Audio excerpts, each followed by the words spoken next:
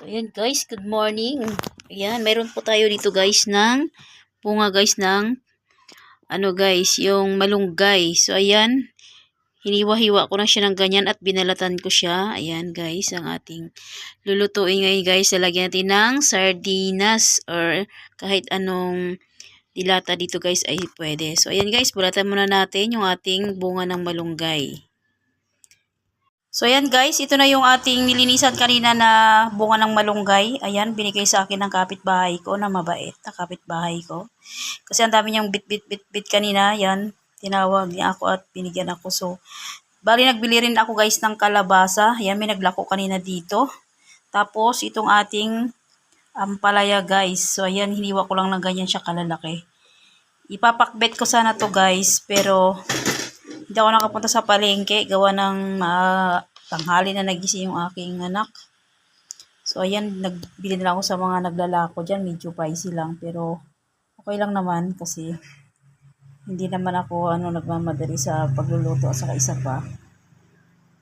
At least, rin yon pagod. Saka less oras na rin sa pamamalingki. Kasi mamaya, susunod na rin ako sa aking anak. So, ayan. Ang ihahalo natin dito guys, itong ito guys, ang ihahalo natin itong miga mackerel. Yan. Yan guys, ang ihahalo ko. Bali, to guys, yung pinaka malaking lata. Siya, 425 grams siya guys. So, ayan. Ito ang ihahalo ko sa ating gulay. Then, naghiwa ako guys ng maraming sibuyas. Ayan, siguro dalawang sibuyas na malalaki. Tapos, isang buong bawang. So, ayan guys. Hugasan muna natin bago natin siya igigisa. So, ayan guys. Magpakulo lang tayo ng mantika.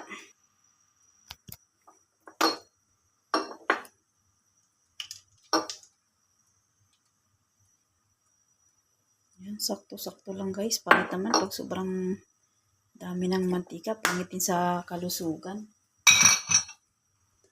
So, ayan. Painitin lang natin.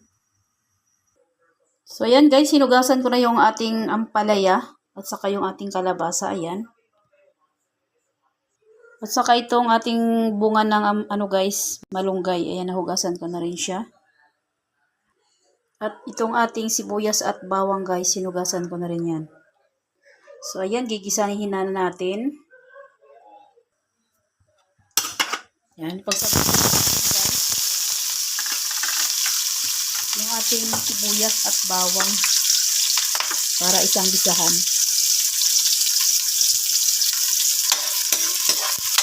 Ayan. Haluin lang natin guys hanggang brownish yung ating mga sibuyas at bawang.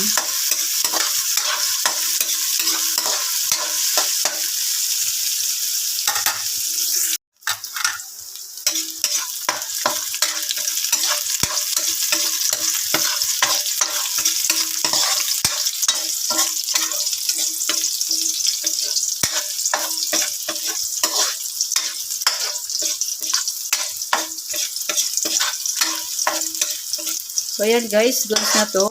Ayan. Hindi ko na siya golden brown ng gusto. Yung saktuan lang na maluto ang ating sibuyas at bawang. Ayan, para may lasa pa din at hindi siya sunog. So, ilalagay na natin to guys, yung ating bunga ng malunggay. Ayan. Inunan ko guys ang pagigisa ng malunggay na ito na bunga niya kasi matagal to guys medyo maluto. Yan, nagisa-gisa lang muna natin.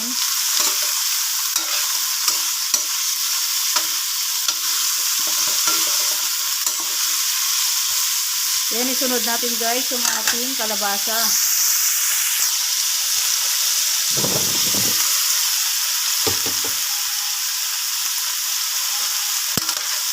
Yan guys, sunod ko yung ating kalabasa. Yan. Halo-haloin lang natin. Mamaya natin ilagay guys yung ampalaya kasi pangit sa ampalaya kapag na-overcook.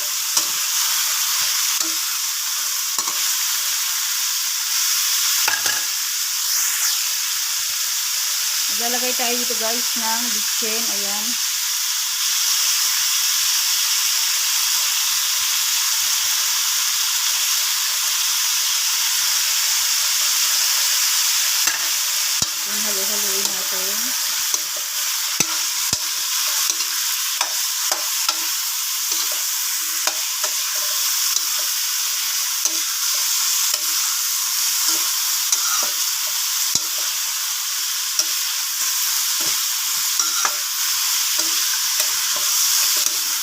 Yan, shout out pala sa kapitbahay ko na nagbigay nitong bunga ng malunggay. Ayan, napakasarap nito guys.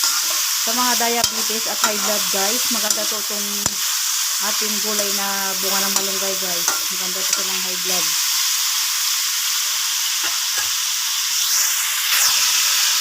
Sunod na natin guys itong mackerel guys. Ayan. Susunod na natin to guys. Ayan. Lalaki guys, ang dami laman. So ayan guys, yung laman ng ating mega mackerel. Ayan siya guys, so ang lalaki. Sarap nito guys sa gulay. Ayan, mekos-mekos lang natin.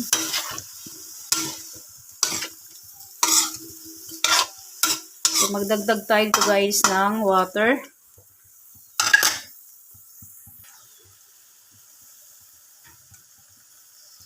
Bali guys, ang nilagay ko dito, yung ito guys, isang lata na tubig yan. Yung pinaglagyan ng pinaglagyan ng mackerel na mega sardines.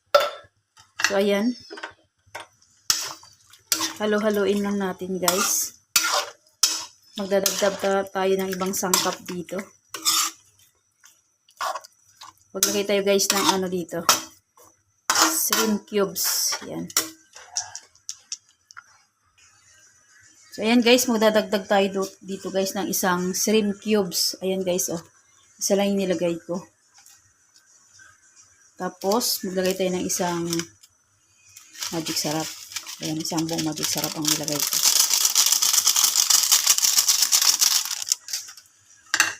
Ayan, halo-haloin lang natin guys. Kung natatabangan kayo guys, pwede naman niyo dagdagan ng asin or patis. So, mamaya, titignan natin yung lasa. Kapag hindi pa enough yung lasa niya, magdadagdag ako dito ng patis. Ayan, halo-haloin lang natin. Bali, nagdagdag pala ako dito guys ng kalahating tubig ng yung lata ng mackerel. So, nagdagdag ako dito kanina kasi medyo matagal pala maluto itong ating kalabasa at yung bunga ng malunggay. Kaya nagdagdag ako. So, ayan, halo-haloin lang natin guys. At balikan natin mamaya-maya kapag luto na yung ating kalabasa. Saka itong bunga ng malunggay, bago natin ilagay yung ating ampalaya. So yan guys, tignan natin kung luto na yung ating bunga ng malunggay sa kalabasa.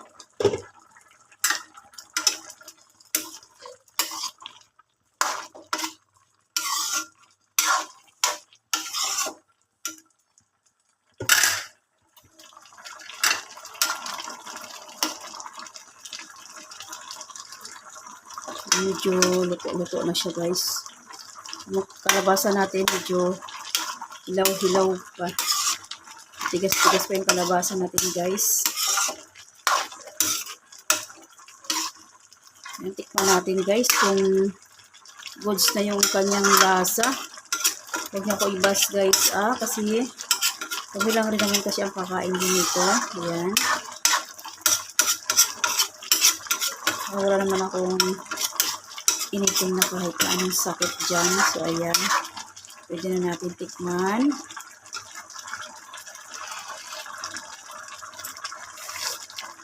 Ang sarap guys. Napakasarap. Hindi ko na siya guys lagyan ng patis kasi yung enough na yung guys. Nilagay kong isang shrimp cubes tapos isang buong magic sarap. Tapos yung lasa pa ng mega mackerel. So, sakto na yung lasa niya. So, ayan guys, luto na yung kalabasa natin, Nakahati na siya. Pwede na natin ilagay yung ating, ampalaya. Ayan. Pakarami ng niluto ko, guys. Ayan, halo-haloin lang natin. Parang gusto kong bigyan si Ate Vilma dito kasi parang ang dami nito, Nagustuhan niya kaya yung aking luto. Pero kaya ako guys magbigay sa neighborhood ko guys. Sa kamaya, hindi nabit yung lasa. Gusto ko sana siyang bigyan kasi ang dami nito Kasi nung binabalatan ko to kanina guys, sabi ko sa kanya binigyan ako ng kapitbahay namin. Sabi niya, ay oo masarap yan. Yan, bigyan ko kaya siya. Sige, tignan natin guys. Ano magustuhan niya yung lasa.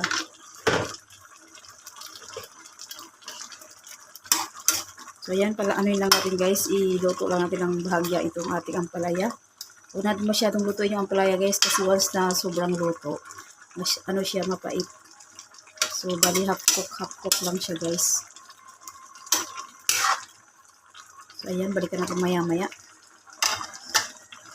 Takpan muna natin guys. Ayan. So, ayan guys, tingnan natin kung goods na yung ating ampalaya. Ayan, okay na to guys. Half cook lang. Hindi naman masarap kasi guys kapag itong luto. So, ayan, goods na to. Ayan guys. So, bibigay ako sa aking kapitbahay na si Ate Vilma. Bigyan ko siya. Kasi, bet naman yata. Bet niya naman itong ano. Itong ating tawag nito. Bunga ng ampalaya. Ay, bunga ng ating ano guys. Bunga ng ating tawag guys. So, bibigyan ko siya guys. Patayin na natin yung apoy. Yan, bibigyan ko siya guys. Ito. Yan. Bigyan ko siya dito. Sana magustuhan niya yung ano. Magustuhan niya guys yung bunga ng ampalaya na niloto ko.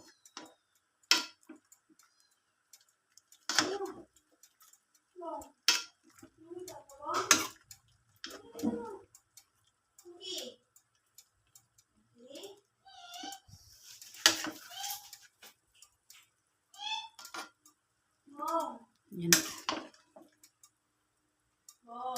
Pinuno ko na guys para kasi marami sila. Yan, pinuno ko na para maraming kain si Ate Vilma.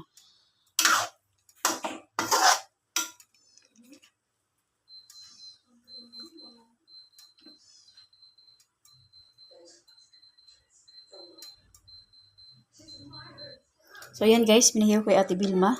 Yan, sa aking kapitbahay. Sana magustuhan niya yung aking luto. Yan. So, luto na to guys. Ayan.